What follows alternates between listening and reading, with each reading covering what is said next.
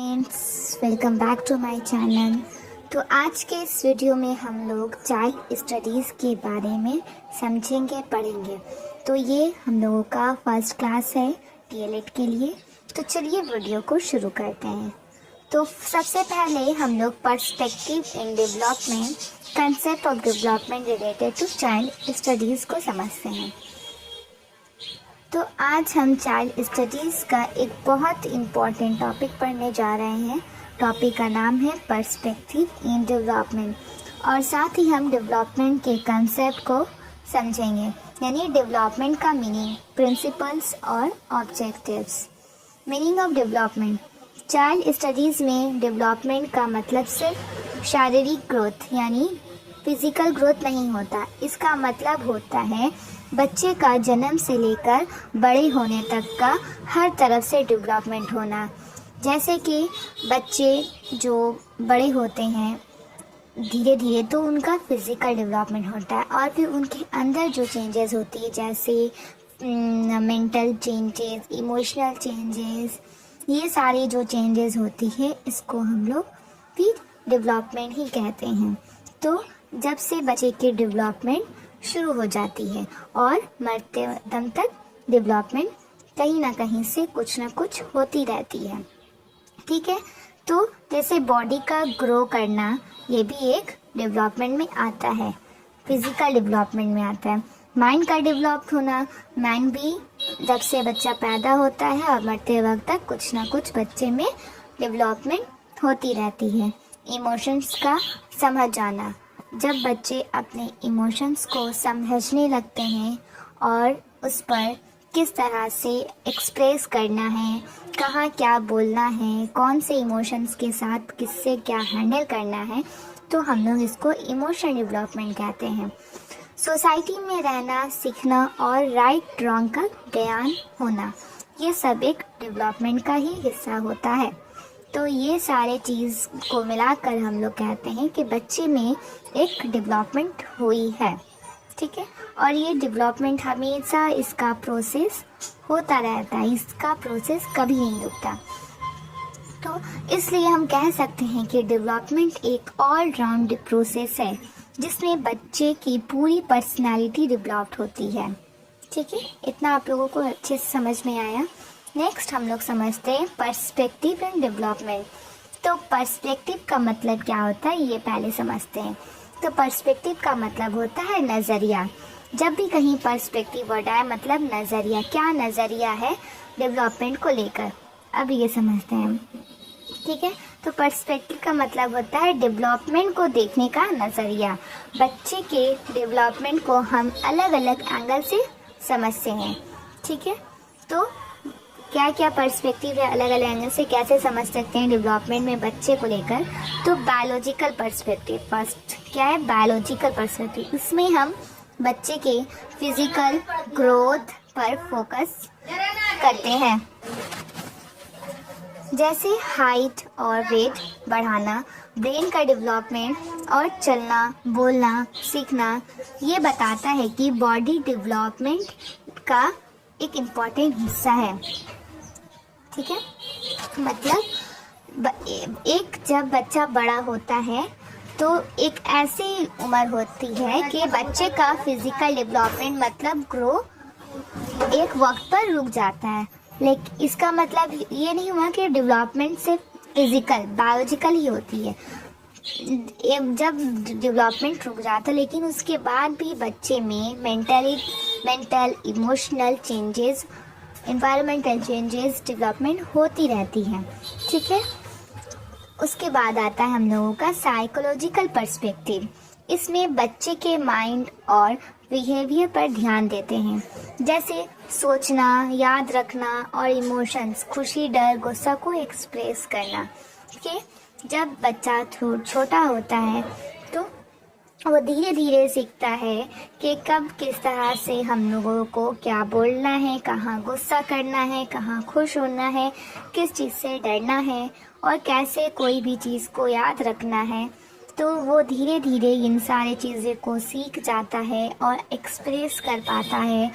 तो जैसे जैसे वक्त गुजरता है उसके अंदर ये चीज़ की डेवलपमेंट होती रहती है।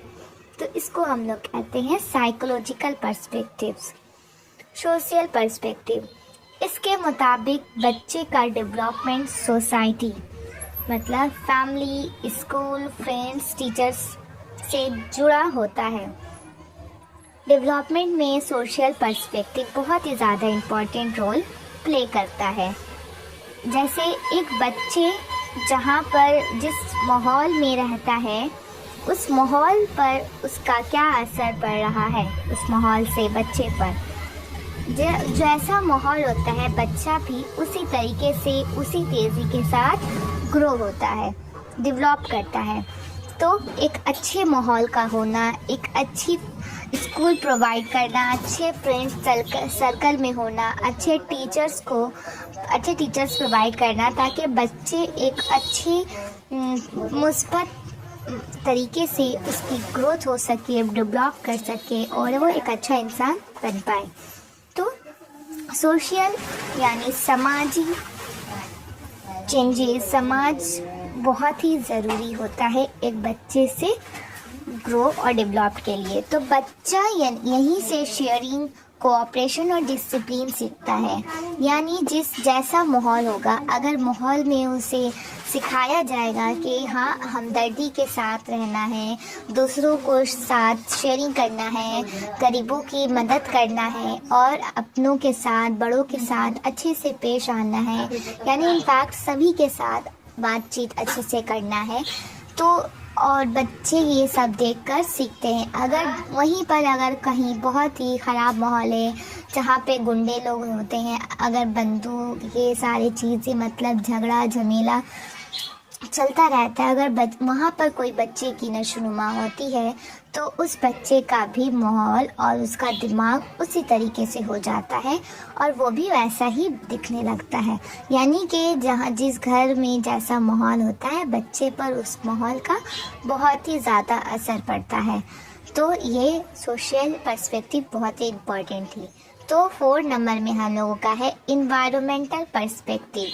इसमें हम इन्वायरमेंट के रूल को समझते हैं, जैसे घर का माहौल, न्यूट्रिशन, कल्चर और एजुकेशन। अच्छा इन्वायरमेंट मिलेगा तो डेवलपमेंट भी अच्छा होगा।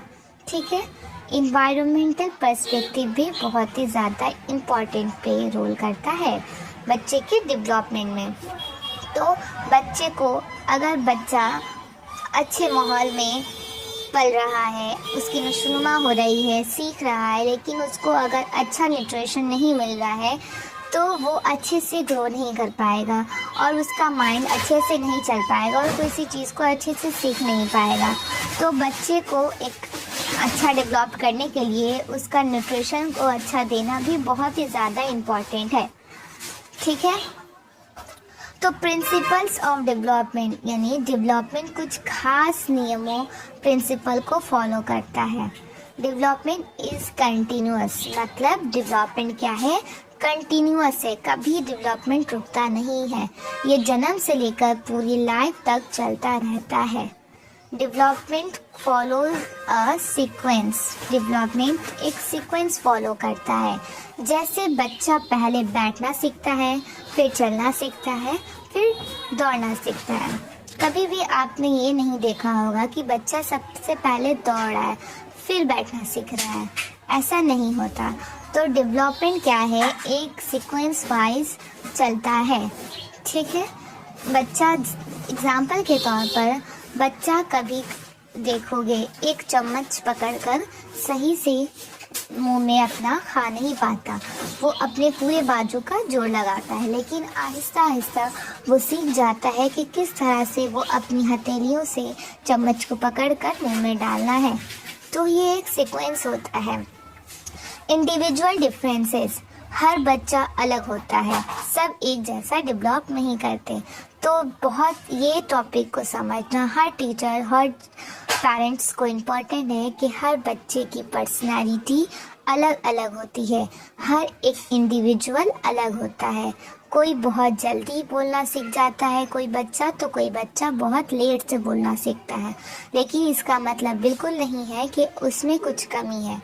वो दोनों की इंडिविजुअल पर्सनैलिटी अलग होती है, तो वो अपने वक्त के हिसाब से बोलना, चलना, फिरना और डेवलपमेंट हो जाती है, वो सीख जाते हैं।